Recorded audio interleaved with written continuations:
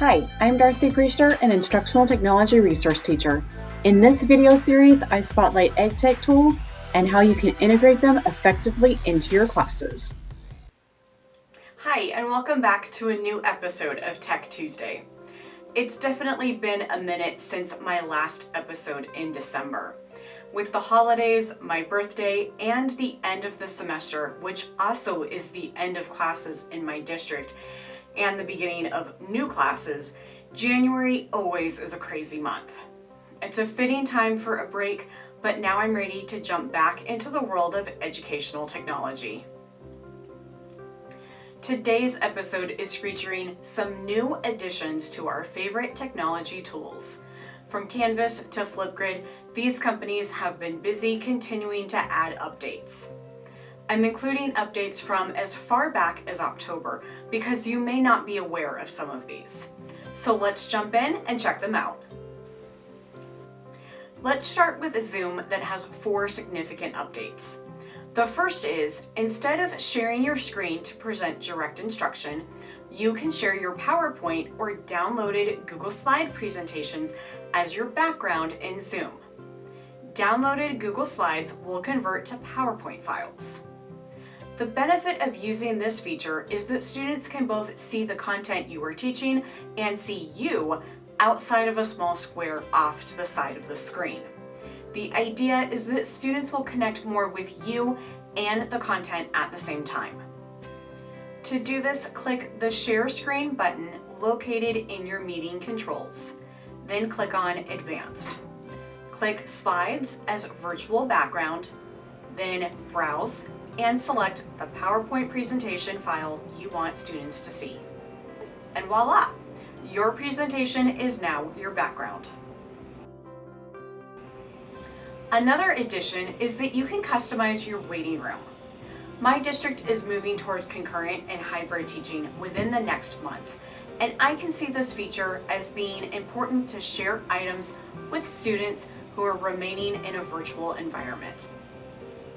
This screen can show students a welcoming message or 2 or 3 things that they need to do while they are waiting for class to proceed, such as opening Canvas and viewing the day's agenda or gathering supplies for the lesson. Here's how to set this up. In your Zoom account, go to Settings and find the Waiting Room option. Make sure this is turned on. Next, click on Customize Waiting Room. On this window, you can change the title, add an image or Bitmoji, or add a message to students. To change the title at the top, click the pencil icon and add your name or a welcome message.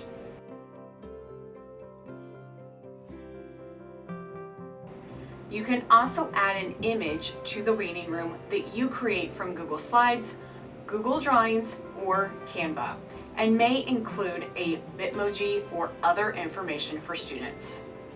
Click the logo button and upload the image you created. Finally, you can add more text or information in the description area of the waiting room.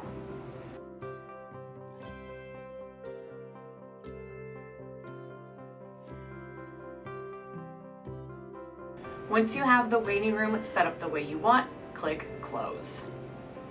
The next significant addition is that you can use the closed captioning feature. I know in my building, we were leery of turning this on at first because it didn't seem to work exactly the way as expected.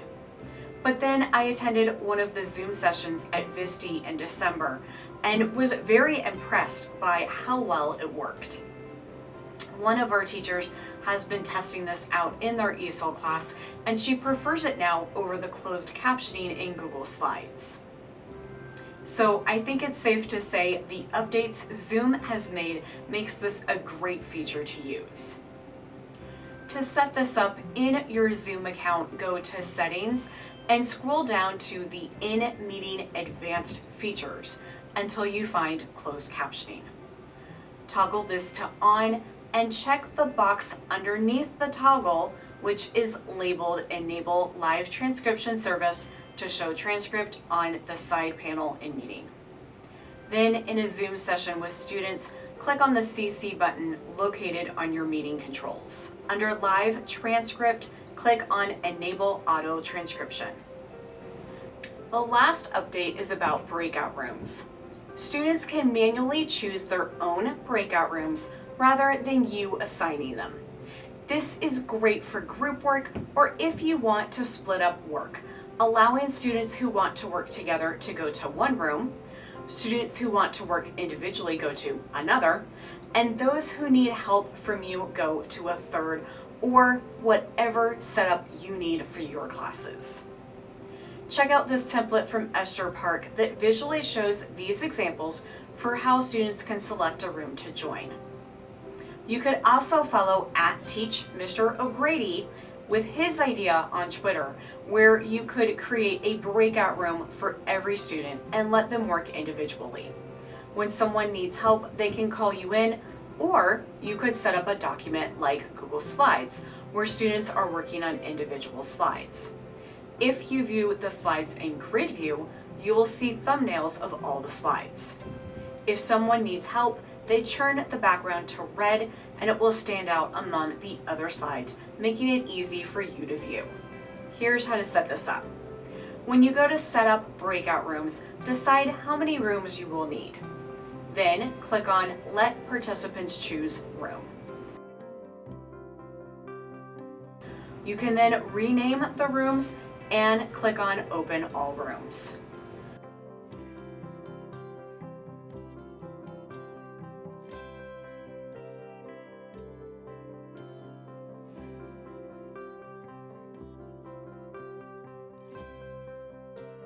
On the participant side, students will see breakout rooms listed in the meeting controls. Students will click this button and then see a list of rooms to choose from. Then they can click Join and say yes to be taken to the room. Students can change rooms following the same steps. If students don't immediately see this, they may need to do an update to Zoom. Let's talk about Flipgrid next. Students can now respond with audio only as an option. It's called mic only mode and works as responses for students who don't want to show their face. Or it could be used to create a podcast. I really like that idea. Here's another. This year I added timestamps to Tech Tuesday so that you can jump to various parts of the episode and watch what's most important to you. Flipgrid has added the same option.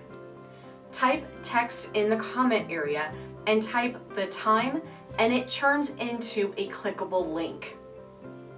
Up next is Pear. I hope everyone has heard about this new feature, but if you haven't, Pear Premium now allows for co-teachers to have access to the teacher dashboard.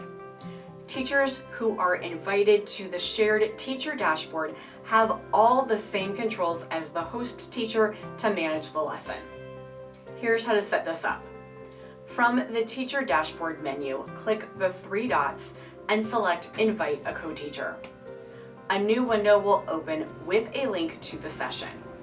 Copy and paste this link into an email or a chat window. You can do this at any point during a live session, as well as add as many co-teachers to a session as you wish. We use WeVideo a lot in my district, and I am so happy to finally be able to allow students to work on a video at the same time. Have students choose one person from the group to create a collaborative project. On the dashboard, select Projects and click on the blue plus button.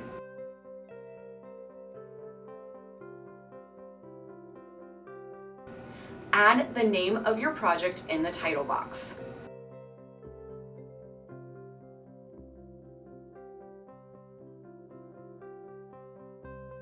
Then click Collaborative and click Next.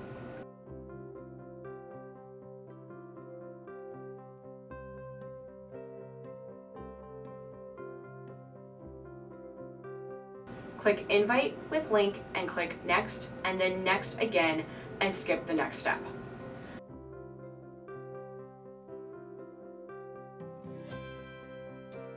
Click the link on this page and send it to the group members. Then click either Create Video to start or Finish to come back to it later. Okay, let's get to Google. I have several updates for Google Docs. First, you can now have multiple page orientations, mixing both portrait and landscape within a single document. This is beneficial if you want to have a better fit for wider tables, charts, and graphics. You can change either the orientation of a selection of text or change the orientation for a single section or multiple sections. If you want to change a selection of text, highlight the text or image that you want to change the orientation for. Then right-click on the text or image. Select Change Page to Landscape or Change Page to Portrait. Now you see some pages are portrait and the page where I highlighted the text is landscape. If you want to change a single section or multiple sections, click where you want to create multiple sections. Go to Insert, Break, Section Break. To change the orientation of a section, click File, Page Setup, set Apply to this section if you would like to apply the page orientation to the selected section only. Or you can do the same thing by selecting Format, Page Orientation. Use this section forward if you would like to apply the page orientation to this in all subsequent sections. Select the orientation to apply and then click OK. The next update in regards to Google Docs is to do with the two new icons just off to the side of a doc. This is where you can add comments or add suggested edits.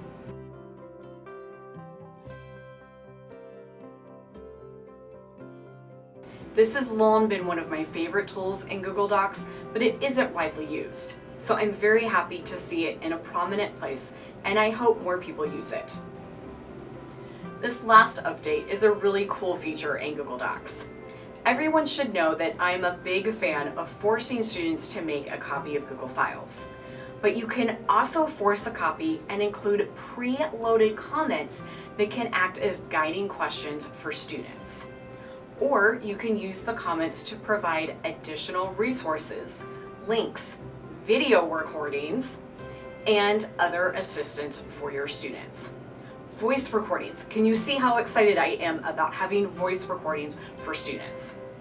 So forcing a copy with the comments included is actually a hack of the update. The actual update is that when you make a normal, regular old copy of a document, there's a new checkbox labeled Copy Comments and Suggestions. So let's say you're in a meeting and you want a copy of the meeting notes that you can edit without messing with the original. Some people in the meeting added comments off to the side. So when you go to make a copy of that document, you can click this checkbox and the comments will appear on your new document. Okay, here's another scenario.